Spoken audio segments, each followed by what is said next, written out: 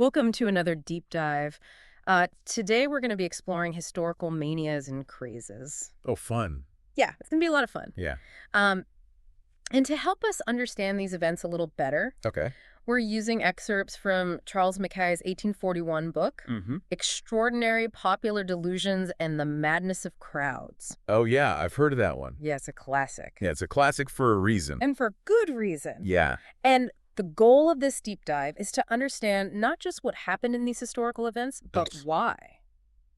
Right, because the why is the thing that's always so fascinating. Yeah, like what's going on Yeah. in people's minds that leads them to make these decisions. And I think what makes Mackay's book so great is that it really does get at that why. You know, it connects all these different historical events and shows how there are these enduring patterns in human behavior that drive these quote-unquote delusions. It's like we don't learn from the past. Yeah. Not really, or at least not as much as we should. Yeah. Like history keeps repeating itself in different ways. Well, let's start with financial bubbles because I think everybody has either lived through one or heard of a financial bubble. Yeah, like the dot-com boom and bust. Exactly. Yeah. And it turns out that these kinds of frenzies have been happening for centuries. Oh, yeah, for sure. And Mackay starts with the Mississippi Scheme, which was this really elaborate plan to revamp French finances using paper money. Interesting. And it was all tied to the Company of the Indies. So it's all about kind of like this new financial system? Exactly. Yeah. This promise of like incredible... And the company's involved with what? Ventures, I believe. Okay. Trade ventures. Got it. But what's interesting is how quickly speculation got out of control. Yeah, and you see this time and time again, right? Yeah. Where people get so eager to buy into whatever the scheme is that they kind of ignore they don't care. all of the risks. Yeah, it's like FOMO. Totally FOMO. Fear of missing out. The original FOMO. Yeah, exactly. But yeah, they're just convinced that they're on the path to fortune. Yeah, and Mackay tells this really great anecdote. Oh, I love a good anecdote. I know, me too. Okay. About John Law, who was the architect of the Mississippi Scheme. Yeah. And his coachman. His coachman. Yeah, so his coachman got so rich from speculating in the Mississippi Scheme that he quit. He quit. He quit. Playing a coachman. Yeah, and then on top of that, he found Law 2 replacement coachman. What? So he's like set for life, basically, just from investing in this scheme. That's how crazy it got. That's wild. Yeah. That's a great story. And I think what it highlights is what Mackay calls overtrading. Overtrading. Yes, where speculation becomes detached Oh, I see. from the actual value of the underlying asset. So they're basically betting on something going up in price. Yes. Without really caring about what it's actually worth. Exactly. It's just all about the hype and the momentum of the market. Yeah, it's like a self-fulfilling prophecy for a while. Right until it's not. Yeah, until reality sets in. Yeah, exactly. And then it all comes crashing down. And that's precisely what happened with the Mississippi Scheme, right? Yeah, fortunes vanished overnight. But if you think people learned their lesson, just wait. Here we go again. Because next up is the South Sea Bubble in England. Oh, the South Sea Bubble. Classic. A very similar story, fueled by rumors of gold in South America. Always with the gold. I know. Like the ultimate symbol of wealth and riches. Yeah. Yeah. And so the South Sea Bubble, just like the Mississippi Scheme, really demonstrates how easily we fall prey to what Mackay calls the contagion of madness. The contagion of madness. Okay, I like that. Yeah. It's a good one. Yeah, it really captures kind of the way that these things spread like a virus. Yeah, like one person's enthusiasm. Yeah. Which is often based on nothing more than speculation. Right. Spreads to others and creates the self-perpetuating cycle of hype and irrational behavior. Yeah, it's like a feedback loop of craziness. Yeah, and during the South Sea Bubble, Parliament got so swept up in the frenzy that they passed a law allowing the creation of any company imaginable. Really? Any company? Any company. Really? Leading to some really absurd proposals. Like what kind of absurd proposals are we talking about? So imagine companies for importing timber or making looking glasses. Like mirrors? Yeah, like mirrors, all promising unrealistic returns. So it's just like people are just throwing money at anything. Anything. At this point. Yeah. Just hoping to get rich. Yeah. And it's just a prime example of how, in the midst of these speculative manias, reason and logic can completely disappear. It's like everyone's just drunk on the possibility of getting rich quick. Yeah, it's intoxicating. Totally. And as outlandish as those companies sound, it pales in comparison to what happened with tulip mania. Tulip mania? Oh, yeah. In 17th century Holland, right? Yes, the OG. The OG of speculative bubbles. Of speculative bubbles. So tell me about tulip mania. Okay, so people in Holland became obsessed with... Tulip bulbs. Tulip bulbs. Tulip bulbs. Okay, I'm intrigued. And not just obsessed, they were trading their houses. What? Land? Their houses. Houses, land, their entire fortunes for a single tulip bulb. For a single tulip bulb? Yeah. That's insane. I know, right? Okay, I'm going to need you to unpack this a little bit. Okay. Because I can't even wrap my head around how that could happen. And what's even more remarkable is that they weren't even buying them to resell. So they weren't even, like, trying to flip them for a profit? No, they were buying them for bragging rights. Bragging rights. As a symbol of their wealth. So it's like a status symbol. Yes, a status. It's like a really expensive watch or a car or something. Exactly. But it's a tulip bulb. It's a tulip bulb. That's going to die. That will eventually wither and die. That's amazing. Yeah, it's a classic example of a speculative bubble driven by scarcity. Okay. And the desire for social status. So it's not even about the tulip bulb itself. Yeah. It's about what it represents. Exactly. Wow. Yeah. And, you know, what's funny is that this whole thing with tulip mania provides a really interesting lens through which to view modern day hype culture. Yes. You know, think about the frenzy surrounding limited edition sneakers. Yes. NFTs.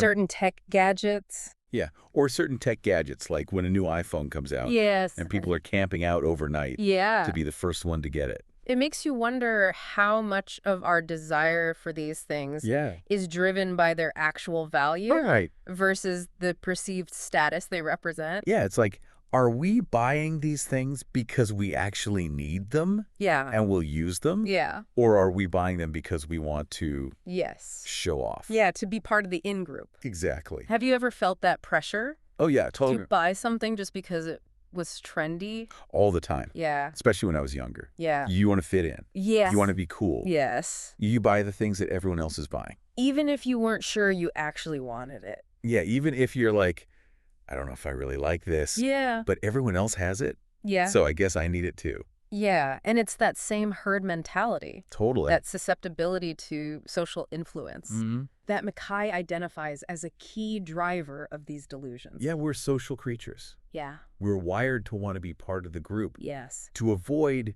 feeling left out. Yeah. And that can be a really powerful force. So whether it's tulip bulbs in the 17th century or NFTs in the 21st century, the underlying psychological mechanisms remain remarkably similar. It's like human nature 101. Yeah. We haven't really changed that much. No, we haven't. At least not at the core level. It's a testament to the enduring power of these patterns of human behavior. And it's not just about financial speculation either. Oh, okay. Mackay also explores what he calls social panics. Social panics. Which can be even more impactful. Okay. And often have really devastating consequences. Okay, I'm intrigued. Yeah, we'll delve into those next. Okay. But what's important to understand is that these panics, just like financial bubbles, are driven by a combination of fear, misinformation, and that same susceptibility to groupthink. This is starting to feel a bit too relevant to our modern world. Yeah, I know what you mean. I have a feeling we're about to uncover some uncomfortable truths. Oh, for sure. About ourselves. Yeah. History has a way of doing that. Yeah. Revealing those truths. Yeah. If we're willing to look closely enough. Ooh, I like that. Yeah. Okay, well, let's take a quick break. Okay. And we'll come back. Sounds good. And dive into those social panics. I'm ready. Me too. Okay, so we've talked about financial bubbles like the Mississippi Scheme and tulip mania. Yeah, those were wild. Yeah, and how they show us how easily we get caught up in speculation and hype. Yeah, it's like our brains are wired for it in a way. Right. But you mentioned these social panics before the break. Oh, yeah. Those are a whole different beast. Yeah. And I have a feeling they're going to hit a little closer to home. Oh, for sure.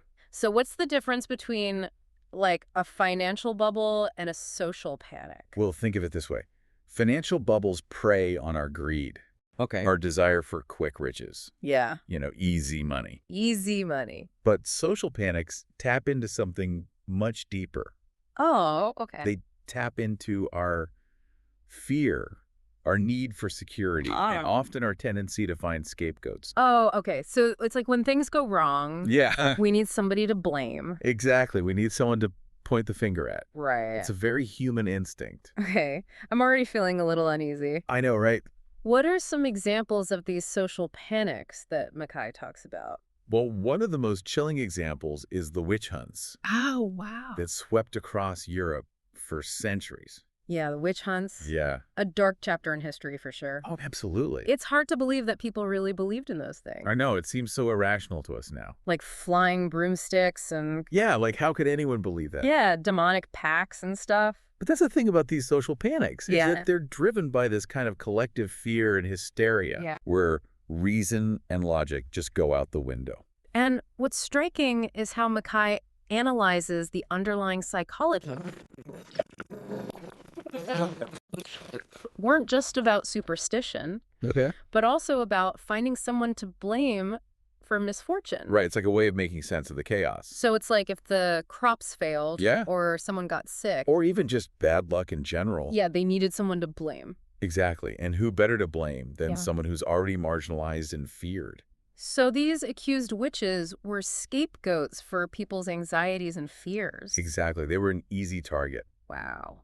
And the tragic irony is that the more people believed in witches, the more they looked for evidence to confirm their beliefs. Even if that evidence was flimsy or completely made up. Totally. It's like they were seeing what they wanted to see. Wait, is that what confirmation bias is? Oh, yeah, that's a great example of confirmation bias. I've heard that term before, but I'm not sure I totally get it. So confirmation bias is this very human tendency to seek out information that confirms our existing beliefs, while ignoring or downplaying evidence that contradicts them. So it's like we're filtering out anything that doesn't fit our worldview. Exactly, and it's a cognitive shortcut that helps us simplify the world.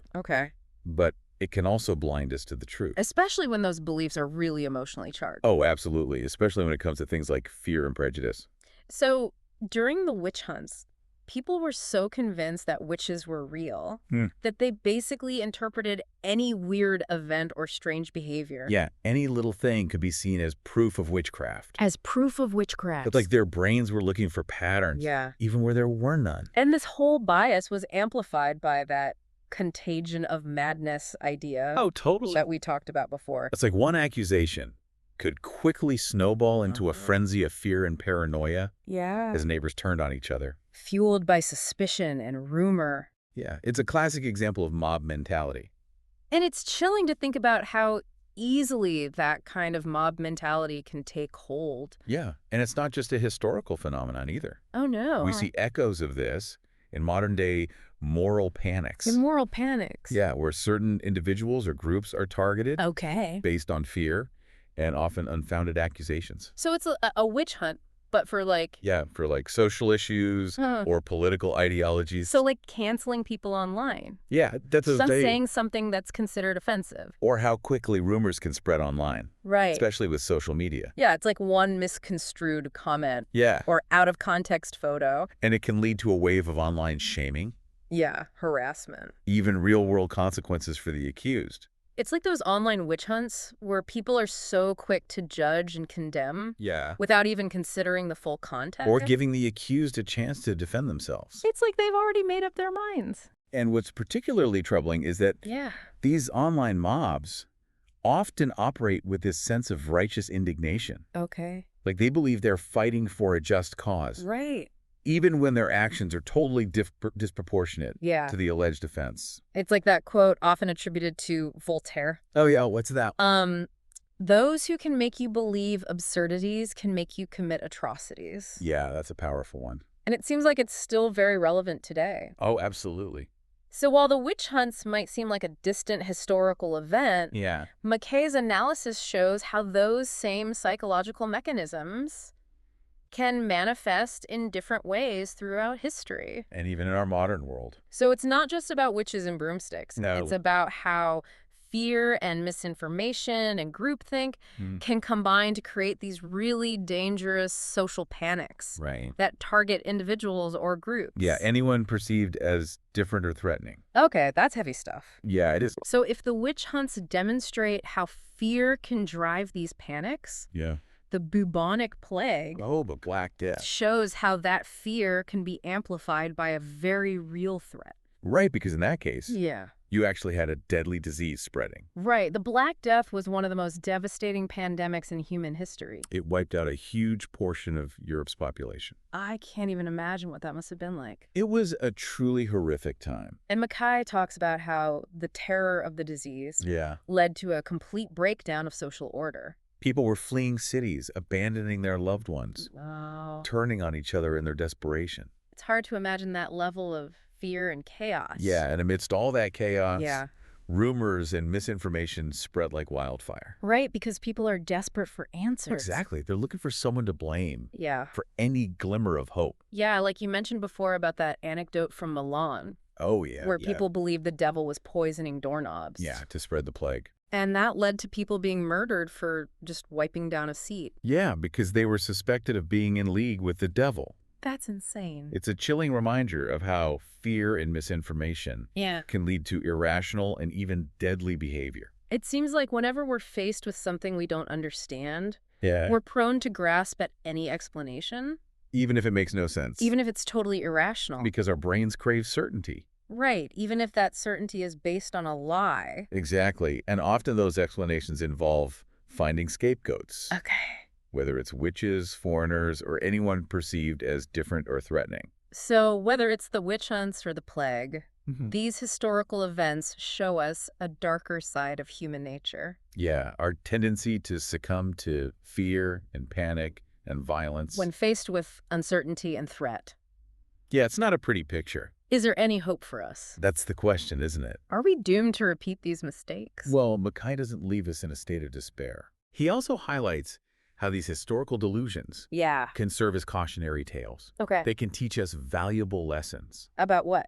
About the importance of critical thinking, evidence-based reasoning, and the need to guard against misinformation. So by studying these historical events, we can learn to recognize the patterns of delusion and maybe even avoid falling prey to them ourselves. Exactly. It's about understanding the psychological mechanisms that drive these delusions, recognizing the signs of their emergence, and developing the critical thinking skills to question assumptions, evaluate evidence, and resist the pull of fear and misinformation. That sounds like a tall order.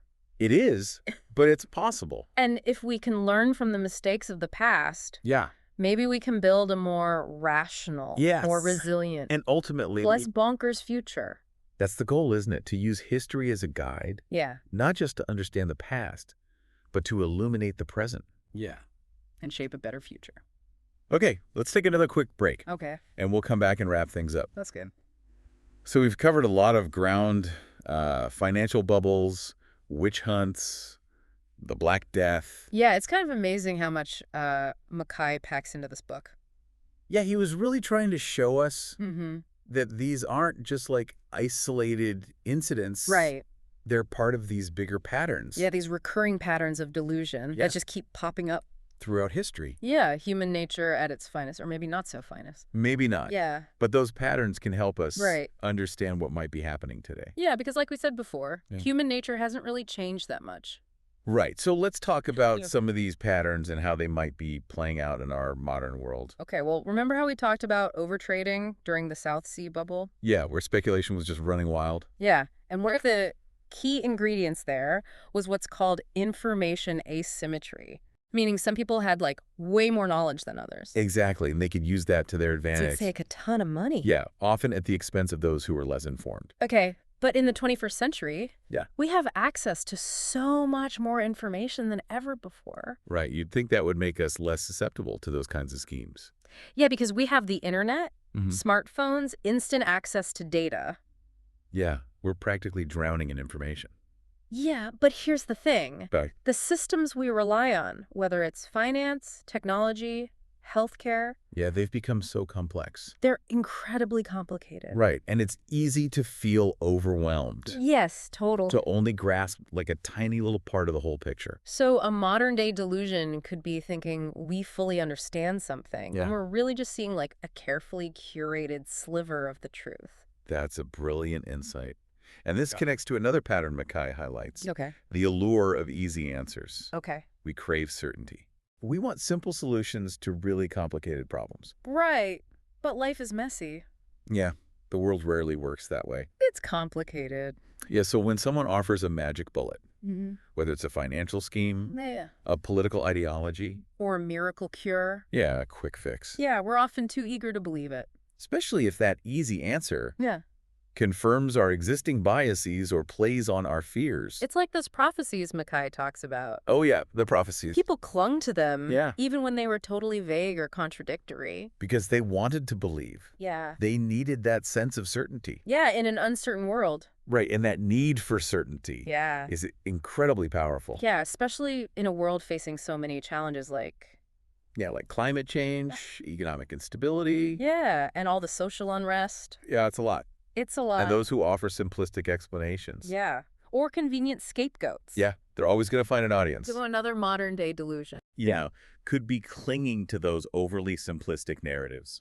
Right. Ignoring all the nuance and complexity of the real world. It's like reducing everything to us versus them. Yeah, good versus evil. Right, without acknowledging all the shades of gray in between. We see this all the time in politics. Yeah, political polarization. Yeah, people retreat into their echo chambers. Yeah, they only listen to people who agree with them.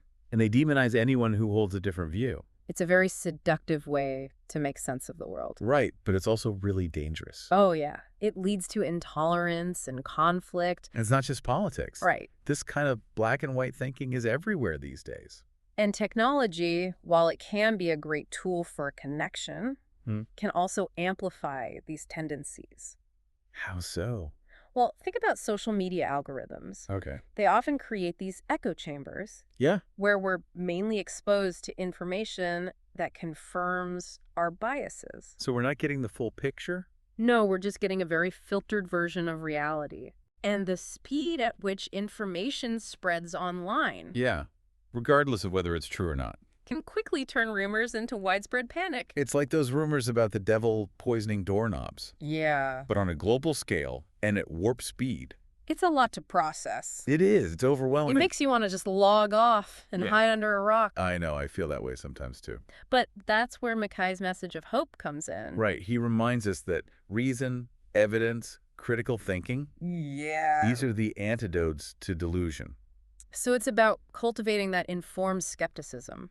Yeah, exactly. That we talked about earlier. Questioning assumptions, seeking out diverse perspectives. Demanding evidence. Yeah, not just blindly accepting what we're told. So it's like we're building up our cognitive immunity. That's a great way to put it. To all these harmful narratives and manipulations. Yeah, and just like physical immunity. Yeah. It requires effort. And vigilance. We need to stay informed, but also be really discerning about our sources.